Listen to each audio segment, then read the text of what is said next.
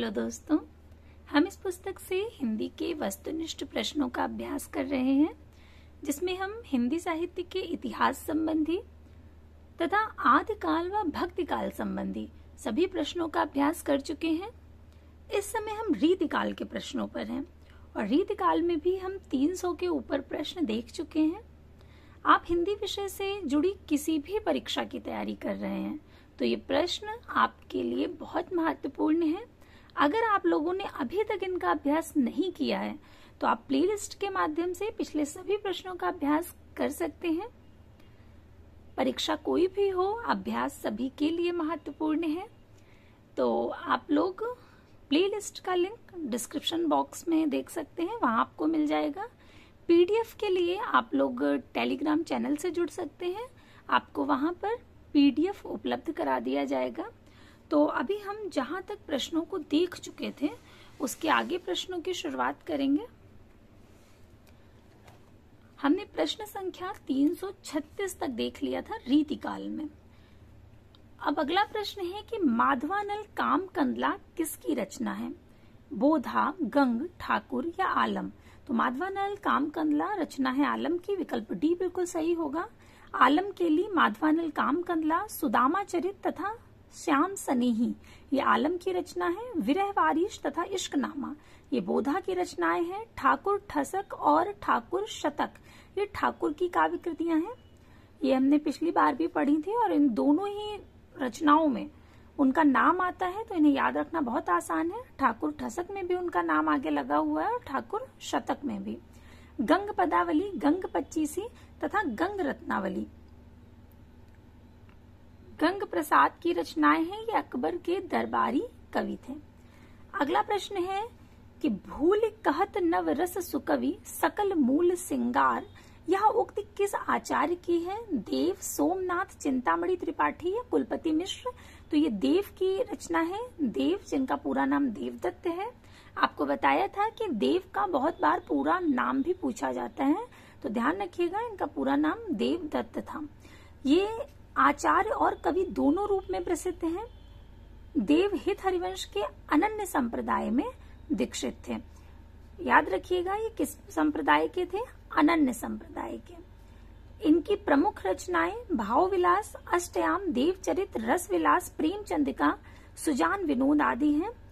देव की वैसे 72 प्रामाणिक रचनाएं मानी जाती हैं कि इन्होंने 72 मतलब संख्या जो दी जाती है वो 72 दी जाती है। जब भी पूछा जाए कि देव की कितनी रचनाएं मानी जाती हैं तो 72 मानी जाती हैं, लेकिन ये सारी उपलब्ध नहीं है। अगला प्रश्न है कि निम्नलिखित विकल्पों में से रीतिकालीन कवि कौन से हैं? नंददास, सूरदास, परमानंद दास या छीत स्वामी?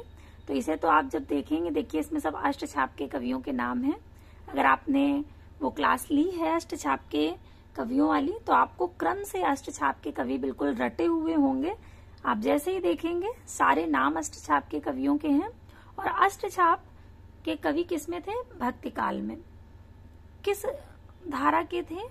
तो वो जो कृष्णाश्रयी शाखा है सगुण की, उसके हैं। तो इनका तो ये तो हो ही नहीं सकते, गलत हो गया। बिहारी, मतिराम, घनानंद, भूषण इसमें सारे नाम रीतिकाल के कवियों के हैं। बिहारी भी रीतिकाल के हैं, मतिराम, घनानंद और भूषण भी। मैथिली चरण गुप्त, दिनकर, श्रीधर पाठक, सोहनलाल द्विवेदी ये सारे आधुनिक काल के कवि आ जाते हैं। जायसी, मंझन, विद्यापति और चंद बरदाई तो ये भी नहीं होगा, विकल्प बी बिल्कुल सही होगा। बिहारी, मतिराम, घनानंद और भूषण। बिहारी की प्रसिद्ध रचना, एकमात्र रचना इन्होंने की थी बिहारी सतसई, जिससे वो प्रसिद्ध हो गए थे। मतिराम का रसराज और ललित ललाम, घनानंद का सुजान सागर और इश्क लता है, भूषण का शिवराज भूषण। अगला प्रश्न है कि पद्माकर द्वारा रचित अलंकार ग्रंथ कौन सा है? भाषा भूषण, काव्यालंकार, रामचंद्राभरण या पद्माभरण? तो ध्यान रखिएगा कि पद्माकर का जो पद्माभरण है ये अलंकार ग्रंथ है, विकल्प डी बिल्कुल सही होगा। पद्माभरण पद्माकर द्वारा रचित एक अलंकार ग्रंथ है। जयपुर नरेश प्रताप सिंह ने पद्माकर को कविराज शिरोमणि की उपाधि दी थी। पद्माकर की प्रमुख रचनाएं हिम्मत बहादुर विरुदावली, पद्माभरण, जगत विनोद, प्रबोध पचासा, गंगा लहरी, प्रताप सिंह विरुदावली, कली पच्चीसी, अलीजा प्रकाश और राम रसायन इत्यादि हैं। इनके विषय में ध्यान रखिएगा कि कविराज शिरोमणि किसे उपाधि मिली थी, तो किसे मिली है, पद्माकर को। इसको आप इस तरह से याद रख सकते हैं कि कविराज शिरोमणि ये उपाधि का नाम है, कविराज शिरोमणि, यानी कविराज के सिर पर मणि है, तो बस इतना याद रखिएगा कि कौन सी मणि है, उसमें पद्म लगा हुआ है, पद्म मणि है, और पद्म से पद्माकर शब्द आप याद रख सकते हैं। जैसे ही शिरोमणि आएगा, कविराज शिरोमणि, तो सिर पे जो मणि है, इसको इस तरह से याद रखने के लिए केवल है कि सिर पे जो मणि है उसमें पद्म लगा है, तो आप पद्माकर पद्म से याद रख सकते हैं। तो कविराज शिरोमणि की उपाधि किसे मिली, पद्माकर को। एक दो बार सुनेंगे, बिल्कुल रट जाएगा आपको। अगला है मतिराम द्वारा रचित ग्रंथ कौन सा है, तो मतिराम का ललित ललाम बहुत प्रसिद्ध है और ये बार बार पूछा जा रहा है ये प्रश्न कि मतिराम का ललित ललाम ग्रंथ है। अगला प्रश्न है कि इनमें से किसने आदिकाल को जय काल तथा रीति काल को कला काल कहा है। तो हम लोग इस पर चर्चा कर चुके हैं कि जो रीति काल है उसे अलग अलग विद्वानों ने अलग अलग नाम दिए हैं। इसी तरह से आदिकाल को भी अलग अलग विद्वानों ने अलग अलग नाम दिए हैं और हमने ये याद भी किया है। तो आपको याद होगा कि कला काल किसने कहा है, डॉक्टर रमाशंकर शुक्ल रसाल जी ने। विकल्प बी बिल्कुल सही होगा। डॉक्टर रमाशंकर शुक्ल रसाल ने आदिकाल को जय काल तथा रीति काल को कला काल कहा है, जबकि जो डॉक्टर ग्रियर्सन है उन्होंने आदिकाल को चारण काल और रीति काल को रीति काव्य कहा है।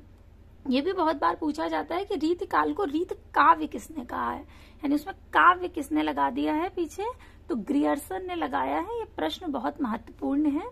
अगला है पंडित और प्रवीणन को जो चित्त हरे सो कवित्त कहावे, यह किस कवि का कथन है, तो ये कथन है ठाकुर का। विकल्प सी बिल्कुल सही है। इसका आशय ये है कि जो पंडित और प्रवीण है, पंडित से तात्पर्य विद्वानों से है, विद्वान जन से, तो जो विद्वान जन है, प्रवीण जन है, अगर उनके चित्त को मेरी कविता हर लेती, यानी कि उनके चित्त को अगर मेरी कविता हर रही है, पसंद आ रही है, तब तो वो कविता है, अन्यथा नहीं है। ये बात कौन कह रहा है, ठाकुर। इसी तरह की एक पंक्ति भिखारी दास ने भी लिखी थी कि आगे के कवि रीझिए तो कविताई, ना तो राधिका कन्हाई सुमिरन को बहानो है। यानी अगर आगे के कवियों को मेरी कविता पसंद आती है और वो रीझते हैं, यानी उन्हें पसंद आ रही है, तब तो मेरी कविता कविता है, अन्यथा मैंने सिर्फ राधा और कृष्ण का स्मरण किया है। तो इसी तरह से पंडित और प्रवीणन को जो चित्त हरे सो कवित्त कहावे ठाकुर की प्रसिद्ध पंक्ति है। दोनों ही पंक्तियां प्रसिद्ध हैं और ये पूछी जाती हैं।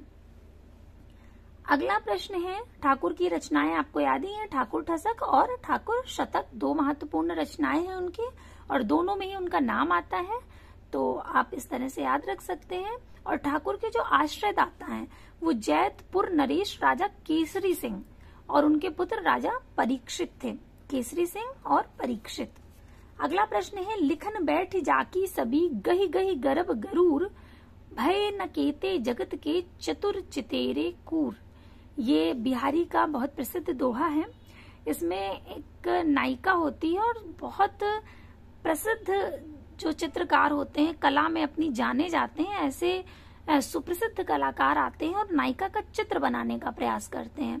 और वो जितने बार चित्र बनाते हैं और फिर जब उससे मिलान करते हैं चित्र से, तो नायिका का स्वरूप जो है वो बदल चुका होता है, यानी उसके रूप का सौंदर्य जो है वो क्षण क्षण परिवर्तित होता है। इस तरह से बिहारी ने अपनी नायिका को अनुपम सुंदरी बताया है। वही दोहा यहाँ पे दिया गया है और पूछा गया है कि उपर्युक्त दोहे के संदर्भ में बताइए कि निम्नलिखित में से किस कारण से चित्रकार नायिका की छवि को चित्रित करने में सफल नहीं हो पाते थे।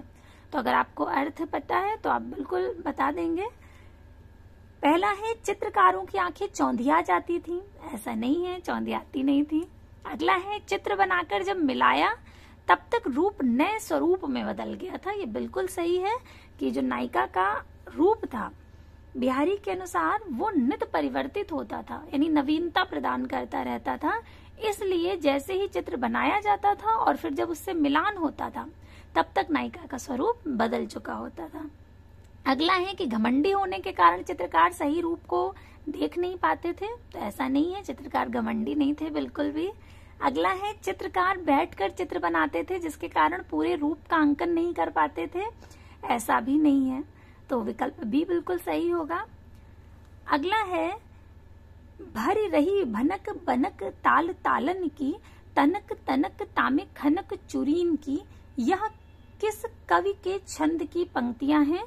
तो ये देव की हैं, विकल्प सी बिल्कुल सही होगा। देव जिनका नाम देवदत्त है, अभी हमने जिनके विषय में पढ़ा। अगला प्रश्न है कि निम्नलिखित कवियों को उनके जीवन कालानुसार आरोही क्रम में व्यवस्थित कीजिए। इस तरह के प्रश्न नेट की परीक्षा में बहुत पूछे जाते हैं। नाम दे दिया जाता है कवियों का या रचनाओं का और उन्हें क्रम से लगाने को कहा जाता है। तो ऐसा ही प्रश्न है। इसमें 4 नाम है, केशव, सेनापति, देव और पद्माकर, और ये पहला ही विकल्प सही होगा। केशव का जन्म कब हुआ था? 1555 ईस्वी में। इसे आपको याद कराया था। अगर आप पिछली क्लास देख चुके हैं और पिछली सारी क्लास ले रहे हैं तो आपको इस तरह से याद कराया था कि जो केशव हैं वो अलंकारवादी आचार्य हैं। वो कहते हैं कि जदपि सुजाति सुलक्षणी, सुबरन सुरस सुवृत्त, भूषण बिनु न विराजई, कविता वनिता मित्त। इसे इतने बार बता चुकी हूँ कि अगर आप ध्यान से केवल सुनते भी होंगे तो आपको याद हो गया होगा। ये पंक्ति केशव दास की है और केशव अलंकारवादी आचार्य हैं। अलंकार यानी कि सजावट से किसी चीज को अलंकृत किया गया है, आभूषणों से। तो देखिए इनका जो जन्म वर्ष है उसमें 5 को किस तरह से अलंकृत किया गया है, 5 5 5, बिल्कुल एक अलंकार की तरह क्रम से लगे हुए हैं। तो आप ऐसे याद रख सकते हैं कि जो इतने बड़े अलंकारवादी कवि आचार्य हैं उनका जो जन्म वर्ष है वो भी बड़ा अलंकृत है, 5 5 5, उसमें 3 बार क्रम से आया है। 1555 ईस्वी ये केशव का जन्म वर्ष है, याद रखिएगा। केशव दास 1555 ईस्वी में हुए थे। सेनापति का जो जन्म है वो 1589 ईस्वी है। देव का 1673 है और पद्माकर का 1753। अगला प्रश्न है कि निम्नलिखित में से कौन सा एक कवि लक्षण ग्रंथकार नहीं है? घनानंद, सेनापति, चिंतामणि या मतिराम। तो जो घनानंद है उन्होंने लक्षण ग्रंथ नहीं लिखे हैं, विकल्प ए बिल्कुल सही होगा। घनानंद लक्षण ग्रंथकार नहीं है, ये रीत मुक्त धारा के कवि हैं और रीत मुक्त कवियों ने अधिकांशतः लक्षण ग्रंथ नहीं लिखे हैं। ये रीत मुक्त धारा के कवि और इनका जन्म 1689 ईस्वी में बुलंदशहर में हुआ था। ये निम्बार्क संप्रदाय में दीक्षित थे। आपको बताया था कि जब ये राज दरबार से जा रहे थे तो इन्होंने सुजान को साथ चलने के लिए कहा था, किंतु उन्होंने अपनी इच्छा प्रकट नहीं की और वो उनके साथ नहीं गई थी। तब ये वृंदावन जाकर के निम्बार्क संप्रदाय में दीक्षित हो गए थे। इनके आश्रयदाता मोहम्मद शाह रंगीले थे। इनके द्वारा जो रचित काव्य कृतियां हैं वो सुजानसार, इश्क लता, विरह लीला, वियोग बेली, कोकसार, कृपाकंद, रसकेली वल्ली और यमुना यश हैं। अगला प्रश्न है कि निम्नलिखित में से रीत मुक्त काव्यधारा के कवि का नाम बताइए। बिहारी, श्रीपति, केशव या घनानंद। तो घनानंद रीत मुक्त काव्यधारा के हैं। इसे हमने इस तरह से याद किया था कि घनानंद से घन शब्द आप ले लीजिए। घन शब्द का मतलब क्या होता है? बादल, और बादल क्या हो जाते हैं? मुक्त हो जाते हैं, या बादल किसी मुक्त स्थान पर जाते हैं, इस तरह से भी याद रख सकते हैं। तो घनानंद रीत मुक्त काव्यधारा के हैं, बिल्कुल ध्यान रखिएगा। ये प्रश्न बहुत बार पूछा गया है। जैसे बिहारी किस काव्यधारा में आते हैं? रीतिकाल की 3 धाराएं हैं, रीत सिद्ध, रीत बद्ध और रीत मुक्त। तो जो घनानंद है वो रीत मुक्त काव्यधारा के हैं, ध्यान रखिएगा। इनकी जो प्रमुख रचनाएं हैं वो सुजानसार, इश्कलता, विरह लीला, वियोग बेली, कोकसार, कृपाकंद, रसकेली वल्ली और यमुना यश हैं। अगला है जगत विनोद की रचना किस कवि ने की है? तो जगत विनोद पद्माकर का है, विकल्प सी बिल्कुल सही होगा। अन्य विकल्प है चिंतामणि, तोष और रसलीन। जगत विनोद की रचना रीतिकालीन कवि पद्माकर ने की है। पद्माकर द्वारा रचित अन्य ग्रंथ है हिम्मत बहादुर विरुदावली, पद्माभरण, प्रबोध पचासा, गंगा लहरी और राम रसायन आदि। इसके बाद अगला प्रश्न है कि काव्य विवेक के रचनाकार कौन है? तो काव्य विवेक रचना है चिंतामणि की, विकल्प सी बिल्कुल सही होगा। अन्य विकल्प हैं देव, मतिराम और केशव। काव्य विवेक के रचनाकार चिंतामणि हैं। इनके द्वारा रचित अन्य ग्रंथ हैं रस विलास, छंद विचार पिंगल, श्रृंगार मंजरी, काव्य प्रकाश आदि। अगला प्रश्न है कि फागु की भीर अभीरन में गई गोविंद ले गई भीतर गोरी, इसके रचनाकार कौन है? तो ये पद्माकर की बहुत प्रसिद्ध पंक्ति है। फागु की भीर अभीरन में गई गोविंद ले गई भीतर गोरी, विकल्प सी बिल्कुल सही होगा, पद्माकर।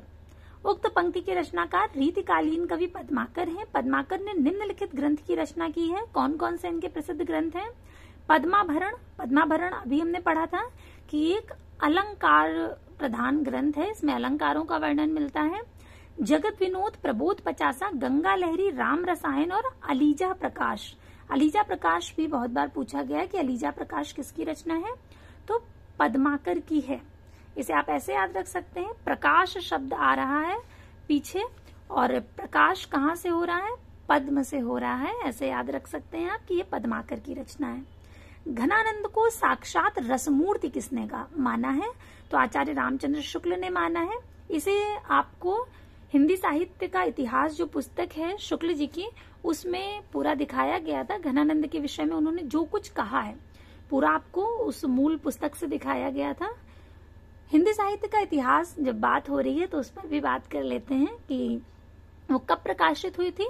1929 ईस्वी में प्रकाशित हुई थी और वो एक ऐसी पुस्तक है जिसे शुक्ल जी ने पहले भूमिका के तौर पर लिखा था, बाद में वो पुस्तक रूप में प्रकाशित हुई थी। घनानंद को साक्षात रसमूर्ति आचार्य रामचंद्र शुक्ल ने कहा है। घनानंद रीत मुक्त धारा के कवि हैं और इनके द्वारा रचित ग्रंथ सुजान सागर, इश्कलता, कोकसार, रस केली वल्ली आदि हैं। अगला प्रश्न है, निम्नलिखित में से कौन सी रचना केशव की नहीं है? कवि प्रिया, रसिक प्रिया, रसार्णव या छंदमाला। तो रसार्णव जो है वो केशव की नहीं है। रसार्णव केशव की रचना नहीं है बल्कि ये सुखदेव मिश्र की है। सुखदेव मिश्र की अन्य रचनाएं हैं वृत्त विचार, छंद विचार, श्रृंगार लता, अध्यात्म प्रकाश एवं रस रत्नाकर। शेष कवि प्रिया, रसिक प्रिया और छंदमाल केशव की रचनाएं हैं। अगला प्रश्न है कि निम्नलिखित में से पद्माकर की रचना कौन सी है? अभी हमने पद्माकर की सारी रचनाएं पढ़ी। जगत विनोद पद्माकर की रचना है, विकल्प डी बिल्कुल सही होगा। रीतिकालीन कवि पद्माकर की रचना जगत विनोद है। पद्माकर की अन्य रचनाएं हैं हिम्मत बहादुर, विरुदावली, पद्माभरण, गंगा लहरी, प्रबोध पचासा, कली पच्चीसी आदि। प्रेम वाटिका रसखान की है। ललित ललाम मतिराम का है और कवि प्रिया केशवदास की रचना है। ये ललित ललाम बहुत बार पूछा जाता है, मतिराम की है ये। अगला है, निम्नलिखित में से कौन सा ग्रंथ मतिराम का नहीं है? छंद सार, रसराज, सुख सागर या साहित्य सार। तो सुख सागर जो है ये मतिराम का नहीं है। सुख सागर मतिराम का ग्रंथ नहीं है बल्कि सदा सुख लाल द्वारा लिखित खड़ी बोली गद्य का प्रारंभिक ग्रंथ है। सुख सागर, सदा सुख लाल, आपको याद होगा 4 लेखकों के नाम आते हैं हिंदी में आरंभ में, जब आप गद्य में आएंगे तब पढ़ाएंगे आपको। सुख सागर सदा सुख लाल का है। मतिराम द्वारा रचित जो ग्रंथ हैं वो फूल मंजरी, लक्षण श्रृंगार, साहित्य सार, रसराज, ललित ललाम, सतसई, अलंकार पंचाशिका और वृत्त कौमुदी आदि हैं। इसके आगे का प्रश्न देखते हैं।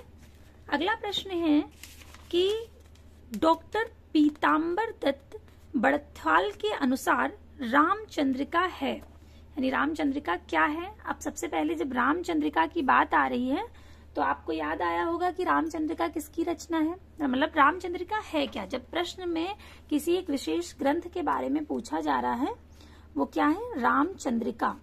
तो रामचंद्रिका ये केशवदास की रचना है, आपको बताया था किसकी है? केशवदास की। केशवदास वही जिनका जन्म कब हुआ है? 1555 ईस्वी में। और ये क्या है? एक अलंकारवादी आचार्य हैं केशवदास। इनकी जो रामचंद्रिका है, ऐसा माना जाता है कि इन्होंने श्री रामचरितमानस की प्रतिस्पर्धा में इसे मात्र 1 रात में पूरा किया था रामचंद्रिका को। और इसके अतिरिक्त जो रामचंद्रिका है इसे छंदों का अजायब घर कहा जाता है। छंदों का अजायब घर। और किसने कहा है वो भी बहुत महत्वपूर्ण है। तो डॉक्टर राम स्वरूप चतुर्वेदी जी ने, डॉक्टर राम स्वरूप चतुर्वेदी जी ने इसे छंदों का अजायब घर कहा है। ये रामचंद्रिका जो उनका ग्रंथ है उससे जुड़ी हुई कुछ महत्वपूर्ण बातें हैं। उसी के विषय में पूछा जा रहा है कि पीताम्बर दत्त बड़थवाल के अनुसार रामचंद्रिका क्या है। तो आपको अगर ऐसे याद रहेगा तो आप छंदों का अजायब घर मत लगाइएगा, भ्रमित मत होइएगा बिल्कुल भी। छंदों का अजायब घर रामचंद्रिका को कहा गया है, लेकिन पीताम्बर दत्त जी ने नहीं कहा है। किसने कहा है? डॉक्टर राम स्वरूप चतुर्वेदी जी ने। इन्होंने कहा है फुटकर कविताओं का संग्रह। विकल्प बी बिल्कुल सही होगा। पीताम्बर दत्त जी ने रामचंद्रिका को फुटकर कविताओं का संग्रह कहा है, जबकि डॉक्टर राम स्वरूप चतुर्वेदी जी ने रामचंद्रिका को छंदों का अजायब घर कहा है। अगला प्रश्न है रीत मुक्त कविता की प्रमुख प्रवृत्ति क्या है। तो रीत मुक्त कविता की प्रमुख प्रवृत्ति ये है कि वो स्वानुभूति और स्वच्छंदता में लिखी गई है। विकल्प ए बिल्कुल सही होगा, उसमें स्वानुभूति है और स्वच्छंदता है।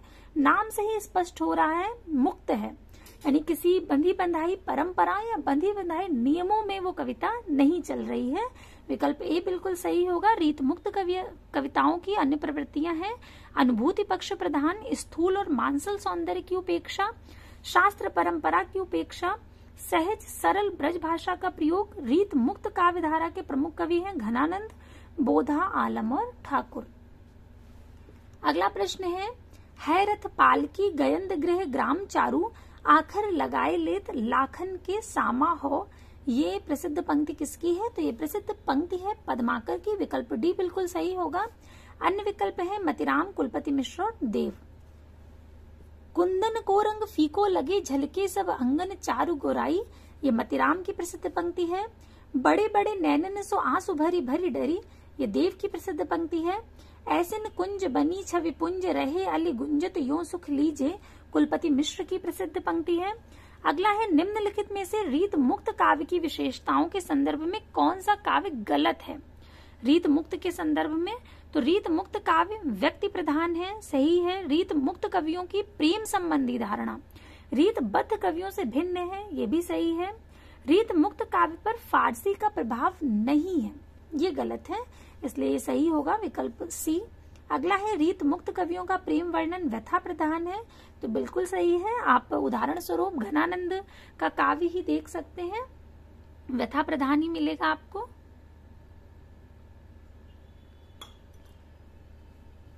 अगला प्रश्न है कि मध्यकाल में ब्रज भाषा के साहित्यिक स्वरूप को समृद्ध करने में किसकी भूमिका नहीं रही। मध्यकाल में ब्रज भाषा के साहित्यिक स्वरूप को समृद्ध करने में किसकी भूमिका नहीं रही है? तो नूर मोहम्मद जी की नहीं रही है, विकल्प डी बिल्कुल सही होगा। इसके अतिरिक्त भूषण, बिहारी और घनानंद हैं, तो इन तीनों लोगों ने अपनी महत्वपूर्ण भूमिका अदा करी है, विकल्प डी सही होगा इसमें।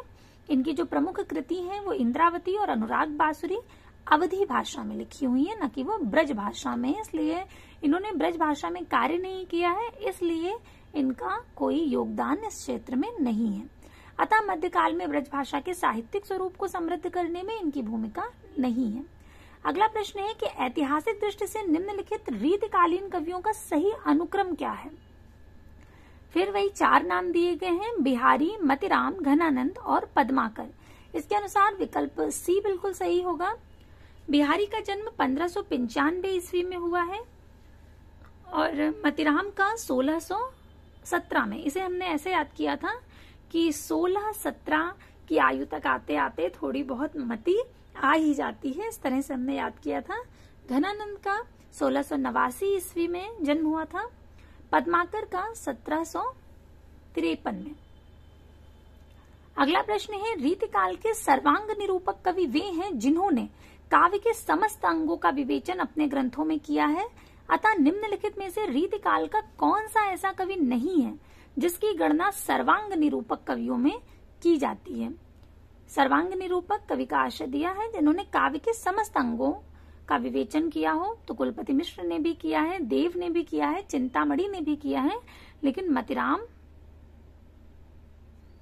पूछा गया है कि निम्नलिखित में से रीतिकाल का कौन सा ऐसा कवि नहीं है। ध्यान दीजिएगा, नहीं पूछा गया है जिसकी गणना सर्वांग निरूपक कवियों में की जाती है, तो मतिराम विकल्प सी होगा। प्रश्न को हमेशा अच्छे से पढ़िएगा, क्योंकि बहुत बार प्रश्न बहुत आसान होता है लेकिन उसे इतना घुमा करके पूछ दिया जाता है कि हम भ्रमित हो जाते हैं।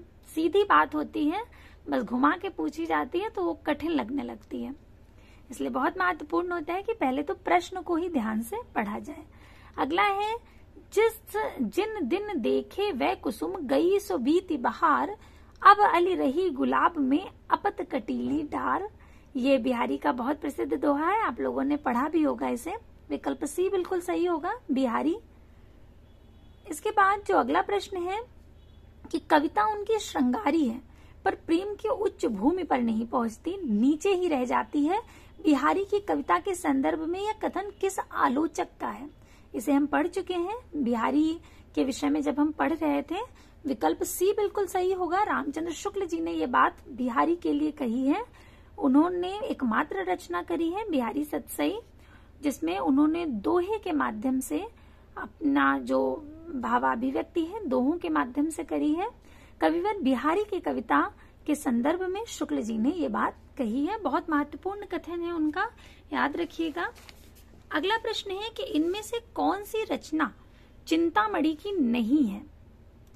पहला है साहित्य दर्पण, काव्य विवेक, कविकुल कल्पतरु और काव्य प्रकाश। तो पहले तो जैसे ही आपने कविकुल कल्पतरु देखा होगा, अगर आप पिछली क्लास देख रहे हैं बराबर, तो आपको तुरंत याद आ गया होगा कि ये तो चिंतामणि की ही रचना है, क्योंकि हमने इसे ऐसे याद किया था कि तरु के नीचे मणि रखी है। इस तरह से चिंतामणि, कविकुल कल्पतरु हमने याद किया था। अगर आपने काव्य शास्त्र पढ़ा है, निश्चित तौर पे मतलब आपने पढ़ा ही होगा, क्योंकि आप हिंदी विषय से संबंधित किसी भी परीक्षा की तैयारी कर रहे हैं तो काव्य शास्त्र तो उसमें रहता ही है। तो काव्य शास्त्र पढ़ रहे हैं तो साहित्य दर्पण देखते ही आपको तुरंत याद आ गया होगा कि साहित्य दर्पण किसकी रचना है? आचार्य विश्वनाथ की है। इसलिए ये चिंतामणि की नहीं हो सकती है। विकल्प ए बिल्कुल सही है, साहित्य दर्पण। अगला प्रश्न है, केशव दास की रचना इनमें से कौन सी है? माधवानल काम कंदला, तो हमने इसको भी पढ़ा था, किसकी है? आलम की है। मदनाष्टक रहीम की है। भूषण विचार भी इनकी नहीं है। जहांगीर जसचंद्रिका, ये किसकी है? ये केशव दास की रचना है। विकल्प डी बिल्कुल सही होगा, जहांगीर जसचंद्रिका केशव दास की रचना है। अगला प्रश्न है कि प्रेम की पीर ही को लेकर इनकी वाणी का प्रादुर्भाव हुआ। आलोचक रामचंद्र शुक्ल का यह कथन रीतिकाल के किस कवि के संदर्भ में है? तो ये घनानंद के संदर्भ में है। विकल्प ए बिल्कुल सही होगा। इसे आपको हिंदी साहित्य का इतिहास जो पुस्तक है उसमें दिखाया गया था। घनानंद के संदर्भ में जो भी बात शुक्ल जी ने कही है, तो विकल्प ए बिल्कुल सही होगा। ये घनानंद के विषय में उन्होंने कहा है। अगला है, राजनीतिक रूप से रीतिकाल मुगलों के शासन के वैभव के चरमोत्कर्ष का युग है, उत्थान का युग है, विस्तार का युग है, या चरमोत्कर्ष के बाद उत्तरोत्तर ह्रास और पतन का युग है? तो ये चरमोत्कर्ष के बाद उत्तरोत्तर ह्रास और पतन का युग है। विकल्प डी बिल्कुल सही होगा। अगला प्रश्न है कि कवि ठाकुर ने किस राजा के कटु वचन कहने पर म्यान से तलवार निकाल ली और कहा कि सेवक सिपाही हम उन राजपूतन के दान जुत जुर्बे में नेक जे न मुर के नीत देन वारे हैं मही के मही पालन को ही के विरुद्ध हैं सनेही साचे उर के ठाकुर कहत हम बैरी बेवकूफन के जालिम दमाद हैं अदानिया ससुर के चोजिन के चोजी महा मौजिन के महाराज हम कविराज हैं पर चाकर चतुर के। इतना जो पूरा पद है इसे उन्होंने कब कहा था? किसके वचन उन्हें खराब लगे थे? कटु वचन कहने पर उन्होंने म्यान से तलवार निकाल ली थी और ये कहा था। तो अनूप गिरी उर्फ हिम्मत बहादुर। विकल्प ए बिल्कुल सही होगा। ध्यान रखिएगा, ठाकुर को किस पर गुस्सा आया था? तो अनूप गिरी या हिम्मत बहादुर पर आया था। या आप ऐसे याद रख सकते हैं कि दोनों नाम है, याद रखने के लिए है कि अनूप गिरी बहुत हिम्मत दिखा रहे थे, तो इस बात पर ठाकुर को गुस्सा आ गया कि हिम्मत तो मेरे पास भी है ना। तो अनूप गिरी क्या कर रहे थे? हिम्मत दिखा रहे थे। तो अनूप गिरी का ही दूसरा नाम क्या है? हिम्मत बहादुर। और गुस्सा किसे आया? ठाकुर को आया। इस तरह से आप याद रख सकते हैं। इसकी अधिकांश जब प्रश्न आता है तो इसमें जो शुरुआती पंक्तियां हैं वही पूछी जाती हैं। सेवक सिपाही हम उन राजपूतन के, ये पंक्ति बार बार पूछी जाती है। बहुत कम होता है कि पूरा दिया जाए, तो आप पहली पंक्ति पर विशेष ध्यान दीजिएगा। अगला है किंसुक पुंज से फूली रहे सुलगी उर द्वैजु वियोग तिहारे, मातो फिरे न घिरे अब लानि पे जान मनोज यो डारत मारे, हवे अभिलाषनी पात निपात कढ़े ही सूल उसासन डारे, है पतझार बसंत तुहु घनानंद एक ही बार हमारे। यानी इसमें जो नायिका है उस पे एक ही समय में दो ऋतुओं का प्रभाव दिख रहा है, पतझड़ और बसंत साथ नजर आ रहा है। अब देखते हैं इसमें क्या पूछा गया है कि इन पंक्तियों में भावाभिव्यंजना के कौन कौन रूप व्यक्त हुए हैं। उक्ति वैचित्र, तो बिल्कुल उक्ति वैचित्र तो है इसमें ए। दूसरा है उक्ति चमत्कार, तो उक्ति चमत्कार भी है।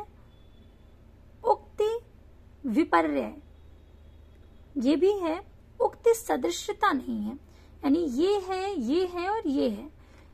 इसके अनुसार विकल्प बी बिल्कुल सही होगा, जिसमें ए, बी और सी दिया हुआ है। यहाँ पर कहीं भी उक्ति सदृश्यता दिखाई नहीं दे रही है, अन्य चीजें मिल जाएंगे आपको। उक्ति चमत्कार भी है, देखिए कितने अच्छे तरह से उन्होंने एक समय में नायिका पर दो ऋतुओं का प्रभाव दिखाया है। तो उक्ति वैचित्र भी है, उक्ति विपर्य भी है, लेकिन उक्ति सदृश्यता नहीं है।